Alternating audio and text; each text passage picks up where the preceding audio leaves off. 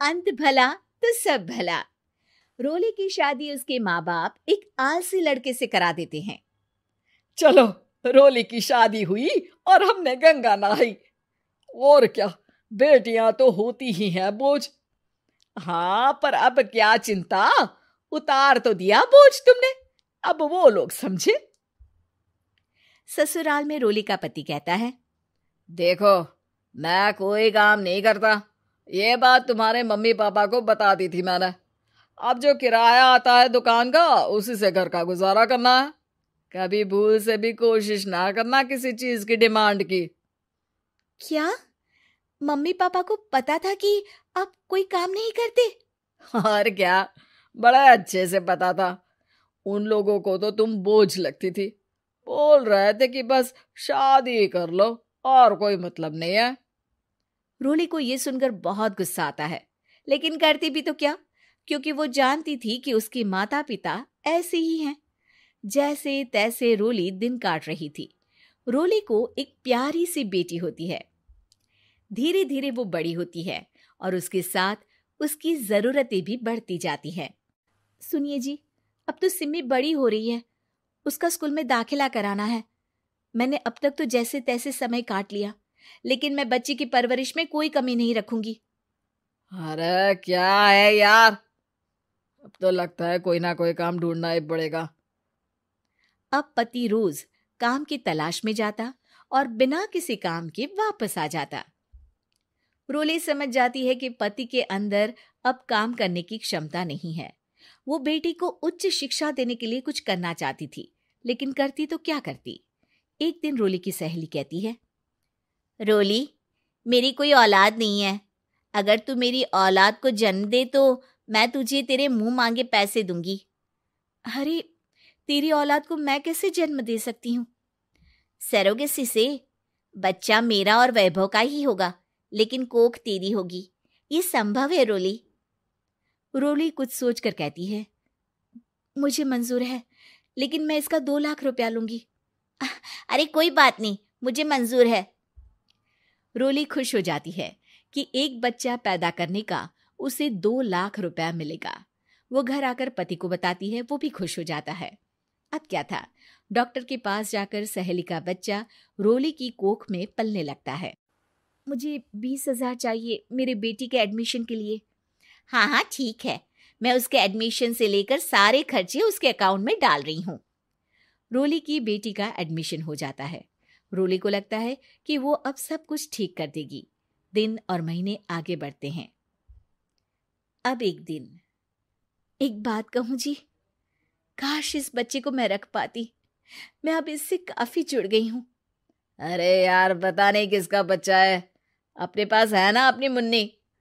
हाँ, लेकिन अब मैं भी इस बच्चे से जुड़ाव फील करने लगी हूँ, लेकिन मैं ये जानती हूँ कि ये मेरा बच्चा नहीं है। दोनों की जिंदगी ठीक चल रही थी, लेकिन कहते ना कि सुख का पल ज्यादा लंबा नहीं होता। एक दिन रोली की सहेली का फोन आता है। रोली, मुझे अब ये बच्चा नहीं चाहिए, मैं अपने पति को छोड़ रही हूँ। अरे लेकिन मुझे पैसों की जरूरत है, बच्चा तुम्हारा है, मैं क्या करूंगी? सहेली बिना कुछ बोले फोन काट देती है, फोन स्विच ऑफ कर देती है। लेकिन रोली के जीवन का तूफान यहीं नहीं रुकता। रोली, मैं इतना भार नहीं उठा सकता। आज पढ़ाई का पैसा मांग रही हो, कल को शादी, कॉलेज और पता नहीं क्या क्या।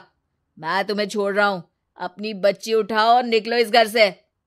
अरे पर मैं कर तो रही हूं ना बच्चे के लिए काम, आप आराम से रहिए ना। क्या काम कर रही हो, देख रहा हूं मैं। ये छोटा शहर है, यहाँ लोगों को बात बनाते वक्त नहीं लगता। तो मैं क्या करूं? ज्यादा पढ़ी लिखी नहीं हूं, कैसे घर के खर्चे चलाऊं? और आप तो काम करना ही नहीं चाहते। हाँ, ना चाहता हूं और ना ही करूंगा। रोली को पति की बात पर काफी गुस्सा आ जाता है। ठीक है, अगर मेरे जीवन में संघर्ष ही लिखा है तो वही सही। इस वक्त पति होने के नाते आपको मेरा साथ देना चाहिए था, लेकिन नहीं, आपने तो इस हाल में मुझे घर से बाहर निकालने की बात कह डाली। देखो, ये सारी फालतू की बातों के लिए वक्त नहीं है मेरे पास। रोली, जिसकी कोख में किसी और का बच्चा था और साथ छोटी सी बेटी, पति का घर छोड़कर रास्ते पर आ जाती है। रोली के पास मायके के सिवा दूसरा कोई रास्ता नहीं होता। अरे रोली कैसी है? कितने दिनों के लिए आई है? हमेशा के लिए माँ। वो माँ को सारी बात बता देती है। ओए लड़की, इतनी हिम्मत का काम कर लिया। अरे ना ना, यहाँ कोई जगह नहीं है। तुम तो अपना बोरिया बिस्तर उठाओ और निकलो यहाँ से। रोली के पास अब मायके का रास्ता भी नहीं बचता। वो चुपचाप बच्ची को लेकर जा रही थी कि उसे दर्द होता है और वो डॉक्टर के पास चली जाती है और फिर वहां वो एक प्यारे से बेटे को जन्म देती है।